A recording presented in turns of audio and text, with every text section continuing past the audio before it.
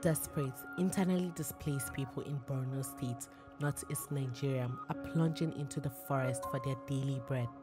Despite the dangers posed by lurking terrorists and the risks posed to the environment. Of the over 2.1 million IDPs in Nigeria, Borno State alone hosts roughly 1.6 million. Every morning, thousands of them set out on foot and in old pickup trucks, hoping to return hours later with a piece of the surrounding forest area. They use some of the wood they gather for cooking and sell the remaining to take care of various essential needs. Most of them, previously farmers and cattle herders, have lost their livelihood to the insurgency. I used to farm seasonally and also rear my cattle. We were driven out by Boko Haram. They used to seize our foodstuff and livestock. It was becoming too much, so we decided to leave the town. We came here in 2015. It was due to poverty. We need something for our livelihood to feed ourselves. We don't know any other job except that. We used to fell and cut any kind of tree that we can and bring them here for sale. Some we cut the branches and sometimes we cut the trunk. People use it for cooking, commercial beef roasting, and even bakery. Firewood is our business because we have lost our husbands. We do it to survive. I have been here for 6 years without a husband, with 6 children. I make 500 naira per unit of firewood. From that, I buy maize grits, seasonings, and dried fish to cook for our meals. If I can't go for firewood, I go and beg for alms. Most of us that don't have husbands depend on firewood.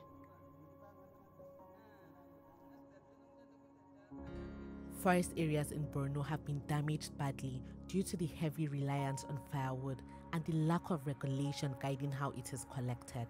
And then the sudden displacement of millions of people due to the Boko Haram insurgency has further worsened the problem.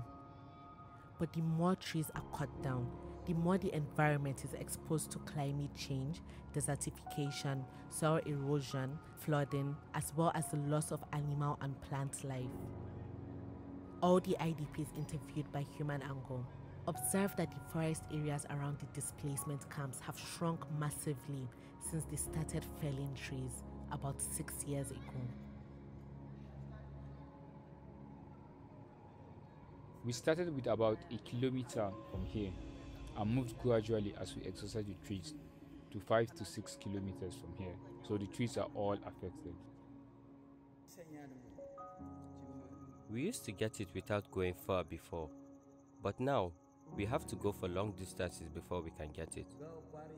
We are aware that it causes deforestation and the wild animals would vacate the area, but we have to do it to survive. A GIS analysis of the change in vegetation within a 10-kilometer radius of the Dalori 2 and Muna Garage camps further reveals how grave the problem is. While the vegetation in the places respectively covered an area of 47.3 kilometers and 65 kilometers in 2011, they have shrunk a decade later to 22 kilometers and 45.4 kilometers. As the environment suffers, the IDPs are also exposing themselves to immense danger by fetching firewood. While their security in the town is relatively guaranteed, the risks escalate once they cross into the forest areas. Boko Haram has killed more than 40 colleagues in the bush since we are in this business. They will not even ask you, they will just kill you when they see you. I was just lucky Allah saved me. Many people have been killed before we go to the bush, and many have been killed after we left the bush. We are afraid, but we never met them in the bush.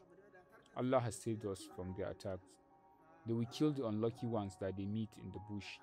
It happens about once in a month. We are afraid of them, but we have to do it to survive. We even decide to change the work, but there is no option.